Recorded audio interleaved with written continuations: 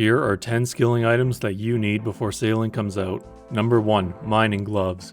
The mining gloves come in 3 tiers. The first tier for 40 minerals will likely be useful at lead, which is a new ore they're releasing with sailing. Superior could be useful at rubium, and the highest level, expert, will likely be useful at nickel.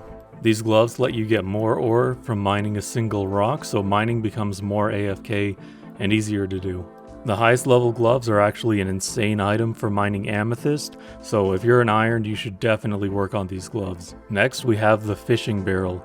With sailing, we're going to have lantern fishing, which is a new fishing spot, and we're going to have trawl fishing, which is fishing out on the open ocean. The fishing barrel doubles your inventory already, which means your angler and Karambwan fishing trips will be doubled, so there's no reason to think it wouldn't help in sailing as well. The fish barrel comes from Temperos, which you're going to have to do 100 kills of anyway for one of the crewmates, so you may as well try to get it. Unfortunately, it is kinda rare, so you can go pretty dry, but it is a very good item to have, with sailing or not. Next, we have the Varrock armor, preferably the Varrock armor 4. This is the reward from the Varrock diary, so it's going to take a lot of skills to get, but it's not that hard, it just takes a lot of skilling.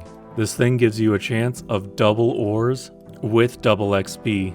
And at the highest level, level 4, you can get double amethyst already, so you will likely be able to get double nickel with a tier 4 body. This effect stacks with the mining glove, so it is absolutely worth it to get. If you're enjoying this video and you're excited for sailing, you should like this video and subscribe to my channel. That way, I get a share of the YouTube ad revenue, and YouTube doesn't just take it all. Next, we have the log basket, which comes from forestry. The log basket costs 5k anima infused bark, 300 oak logs, and 300 willow logs, so it can take a few hours to get if you're on the forestry world, if you can get into the forestry world before sailing releases. But this thing doubles your inventory size when cutting logs, which means when sailing releases, you'll be getting double camphor, ironwood, and rosewood logs per trip. They actually changed forestry a while ago, so it's not nearly as bad as it used to be. You can learn everything you need to in a 3-minute guide. It's very easy now, and I would recommend doing this. The log basket is really nice to have.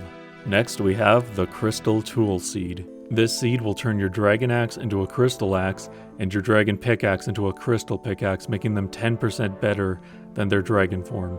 In order to get this item, you will have to kill Zulcano, which is a pretty easy boss to do, gives some rune crafting XP as well as mining, and of course requires Song of the Elves. This activity is done in a group and has a specific world for doing it, so the fact that everyone's prepping for sailing right now will actually help you. It'll be harder to get into the forestry world, but Zulcano should be fine. You gotta look up a guide first so you know what you're doing, but it is a pretty simple boss. Next, we have the plank sack.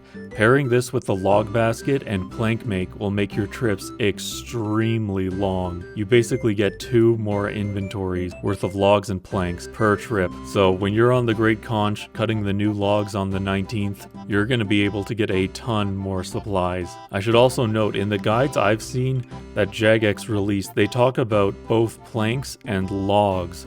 So if you have the log basket and the plank sack, your trips will net you both planks and logs. So not just planks will be useful, but the logs themselves. That's a bit of speculation, but I think it's reasonable. If not, you can just turn the logs into planks anyway. The plank sack comes from Mahogany Homes and costs you 350 points, and it is an amazing item for Mahogany Homes. It makes Mahogany Homes 100 times more enjoyable. And while you're on the high seas, you'll have another inventory worth of planks to work with, so you can turn your ship made for combat into a ship made for salvaging while you're on the high seas. This item is extremely good to have. Next, we have the Imkando hammer and Amy's saw. These 2 items are going to save you 2 inventory spaces, which doesn't sound like a lot, but over time it really does add up. Imkando hammer is randomly obtained from the mining and smithing activity in Camdoozle, and Amy's saw comes from Mahogany Homes for 500 points, which is a lot of points, so I would recommend you get the Amy's saw after you get the plank sack. The Imkando hammer can be a little hard to get if you're unlucky, so remember to boost mining and boost all your activities in the furnace with your Baronite shards. Next, we have a set of items, and you're going to need them because hops patches are going to become relevant for once. What you're going to need are the teleports to the 5 hops patches in game. These teleports are the Chronicle, which anyone can get, that's for Lumbridge, Fairy Rings for Aldurin, which has a code of CKQ for that one, really close to the teleport. For Yanile, of course, the Yanile House teleport or the Yanile teleport after you have the Watchtower unlocked, or if you don't have any of those, Nightmare Zone minigame teleport. The Seers Village teleport, Camelot teleport, or the fastest, the Music Cape for the Seers Village patch, and the Port Sarim Spirit Tree or the Explorer's Ring teleport to get to Entrana and use that Hops patch.